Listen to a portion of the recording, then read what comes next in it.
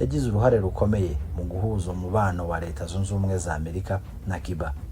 Yashigikiye cyane impunzi, avuga ko uburenganzira bwazo ari inshingano ya buri wese, anenga politike zanga bimukira zirimo za Donald Trump, perezida wa Leta Zunze Ubumwe za Amerika. Papa Francisco azibukirwa ku mateka nka papa wa mbere wemereye abatinganyi guhabwa isakaramento ryo gushyingirwa muri Kiliziya Gatolika. Papa Francisco yatangaje ko igihano cy'urupfu ari ikibi ku buryo mudakemangwaho kandi ko Kiliziya Gatolika yaharanira ko gikurwaho burundu. Hello beautiful people, munyemerere mbifuriza ibihe byiza, ariko nanone mbaha ikaze ku muryango mugari wa Regen Nation TV. Kuri wowe tubanye bwa mbere, nkundira nkwibutse gukora subscribe kuri channel yacu n'inkunga ikomeye ubugeneye ibikorwa byacu. Ngarutse mu kiganiro cyacu rero cya Uptrading News, aho tugenda tugaruka ku makuru agiye atandukanye, yaba ari gucicikana ku mbuga nkoranyambaga n'andi yose uba utaramenya, nahangaha uyamenyera. Iyo si ubwa mbere yumvishe, kuko ni inkuru imaze iminsi icicikana mu matwi ya benshi inyura kuri social media platforms zitandukanye, ariko njyewe je kukubwira byinshi wahishwe cyangwa utaramenya kuri yo. Ni inkuru y'urupfu rwa Papa Francisco. Papa Francisco ni papa wa 266 muri Kiliziya Gatolika. Mu gitondo cya tariki 21 nibwo inkuru y'urupfu rwe yaje kuba itangazwa ifatikanye. Nanone ndagira ngo munyemerere tubaze tugaruke kuri we, tugaruke ku bigwi n'amateka ye mbere yuko tugaruka ku byishyingurwa rye muri rusange, ndetse tunagaruka kuri byinshi byavuzwe ko ayaba ari we papa wa nyuma wa Kiliziya Gatolika. Nyuma hakaba habaho ibihe bya nyuma by'isi, ariko ibyo byose turuze kubiganiraho mu biganiro byacu biri imbere. Uyu munsi n'aka kanya nimunyemerere tugaruke ku buzima bwe n'amateka yamuranze, twibaze tuti Papa Francisco ni muntu ki? Papa Francisco amazina yiswe n'ababyeyi ni George Mario Bergoglio. Yabonye izuba tariki 17 z'ukwezi kwa 12 mu 1936.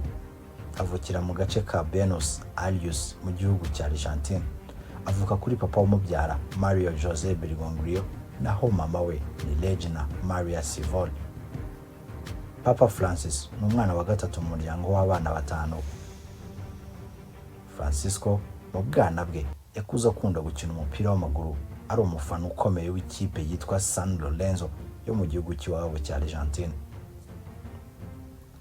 N'abandi bana bose bo mu miryango itifashije yakoze akora imirimo yoroheje mu ruganda rwakoraga inkweto ndetse n'ibindi byose byabaga bijyanye n'amasuku. Papa Francisco umwe mu bapapa bakunze kurwara kandi bikomeye, gusa ibi nibyaje akuze, kuko no mu mwaka wa 1957 ubwo yari afite imyaka 21 gusa y'amavuko arwara bikomeye indwara y'ibihaha izwi nka pneumonia. Iyi ndwara yaramuzahaje cyane, kuko icyo gihe yabazwe agakurwamo igice cy'ibihaha. Gusa nubwo ubu burwayi bwari bukomeye, nyuma yarakize akira neza ndetse akomeza amasomo ye n'ubuzima busanzwe, cyane cyane ubwa Kiliziya Gatolika. Mu rugendo rwe rw'iyogezabutumwa mu 1958 yinjiye mu muryango w'abajesuite, aba n'abiyita ingabo za Kristo. Naho mu 1969 nibwo yahawe isakaramento ry'ubusaserdoti. Papa Francis yize iby'imitekerereze, filosofia na teologiya ndetse n'imiyoborere mu myigishirize ya Gikristo. Mu 1973 kugeza mu mwaka wa 1979 yabaye umuyobozi w'abajesuite mu gihugu cye cy'amavuko cya Argentine. Papa Francisco yabaye umuyobozi mukuru w'ishuri rikuru ryigisha teologiya. Mu mwaka wa 1992 Papa Francisco yatorewe kuba umwepiskopi wungirije wa Buenos Aires. Mu 1998 nibwo yagizwe arkidiskopi wa Buenos Aires, agace yavukiyemo. Naho mu mwaka wa 2001 nibwo Papa Yohani Paulo wa II yamugize kardinali. Ku itariki 13 z'ukwezi kwa gatatu mu 2013 nibwo George Mario Bergoglio yatorewe kuba papa, ababaye papa wa 266 muri Kiliziya Gatolika, asimbuye Papa Benedicto wa 16 wari weguye ku nshingano kubera uburwayi. George Mario Bergoglio wahinduriwe izina nyuma yo gutorerwa inshingano zo kuba umushumba wa Kiliziya Gatolika ndetse no kuba umuyobozi w'umujyi wa Vatican. Kuva icyo gihe yiswe Papa Francisco, izina yahisemo mu rwego rwo guha icyubahiro Mutagatifu Francis wa Assisi wamenyekanye ku buntu bwe bwamuranze ndetse no gukunda abakene no kurengera ibidukikije. Papa Francisco yabaye papa wa mbere wari uturutse muri Amerika y'Epfo, papa wa mbere w'umujesuite, papa wa mbere utaravukiye i Burayi mu myaka irenga 1200 yari ishize.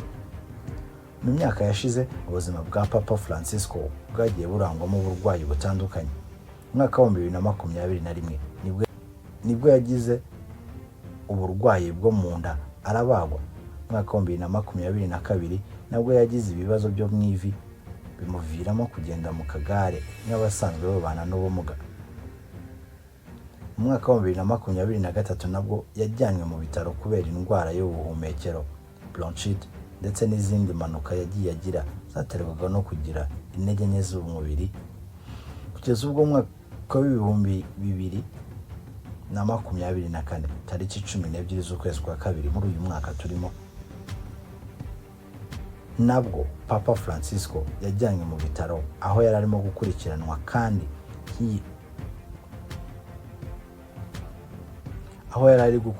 ku ndwara y'ibihaha ya bronchite nk'uko Vatican yabitangaje. Ku itariki 22 z'ukwezi kwa kabiri, Vatican yatangaje amakuru mashya yemeza ko Papa Francisco yari arimo kuremba akomeza kumererwa nabi. Nyuma y'icyumweru yari amaze mu bitaro bya Gemelli i Roma. Tariki 23 z'ukwezi kwa gatatu nibwo Papa yavuye mu bitaro bya Gemelli i Roma asubizwa i Vatican, aho yasabwe n'abaganga gufata igihe kingana n'amezi 2 yo kuruhuka. Papa Francisco yitabye Imana ku myaka 88 y'amavuko. Gusa Papa Francisco, umwe mu bagabo umupapa uzibukirwa cyane ku kwicisha bugufi, gushyira imbere imbabazi z'Imana, kwitangira abakene no guharanira ibiganiro hagati y'amadini. Papa Francisco yemereye abagore kujya mu myanya y'abayobozi mu buryo bwuzuye mu nzego z'ubuyobozi bwa Vatican. Yamaganaga kandi gukabya k'ubucuruzi n'imibereho ishingiye ku bukungu bukabije, akanashyira imbere guhangana n'imihindagurikire y'ikirere n'inkingi y'ubuyobozi bwe. Papa Francisco yatangaje ko igihano cy'urupfu ari ikibi ku buryo mudakemangwaho kandi ko Kiliziya Gatolika yaharanira ko gikurwaho burundu. Mu bijyanye n'idiplomasi mpuzamahanga, yamaganye izamuka ry'ubutegetsi bw'abahezanguni bagendera ku bya kera mu bihugu bitandukanye. Yagize uruhare rukomeye mu guhuza umubano wa Leta Zunze Ubumwe za Amerika na Cuba. Yashigikiye cyane impunzi, avuga ko uburenganzira bwazo ari inshingano ya buri wese. Anenga politike zanga bimukira zirimo za Donald Trump, perezida wa Leta Zunze Ubumwe za Amerika. Papa Francisco azibukirwa ku mateka nka Papa wa mbere wemereye abatinganyi guhabwa isakaramento ryo gushyingirwa muri Kiliziya Gatolika. Ngibyo ku mateka yaranze uyu mugabo, byinshi azibukirwaho mu buzima bwamuranze. Yitabye Imana ku myaka 88 y'amavuko. Reka tugire tuti Imana imuhe iruhuko ridashira.